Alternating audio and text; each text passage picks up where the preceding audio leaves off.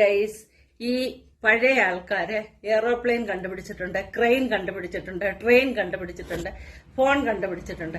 അപ്പൊ ഇപ്പൊ ഉള്ള ജനറേഷനിലുള്ള പിള്ളേർ എന്തോ കൊടുക്കുമെന്നറിയാമോ?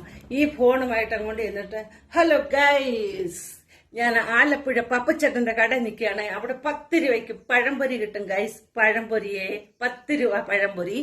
പഴംപൊരി ഉണ്ടാക്കുന്നത് പഴം വെച്ചിട്ടാണ് ഗൈസ്. ഞാൻ ഇതിന്റെ പൂര ലിങ്ക് ഡിസ്ക്രിപ്ഷനിൽ കൊടുത്തേക്കാം. നിങ്ങൾ അവിടെ ചെന്ന് നോക്കണം ഈ പഴംപൊരി എങ്ങനെയാണ് ഉണ്ടാക്കുന്നതെന്ന്. എന്തെങ്കിലും പുതിയ ജനറേഷനിലെ പിള്ളേർ കണ്ടുപിടിച്ചിട്ടുണ്ടോ? ഉണ്ടോ? പറ.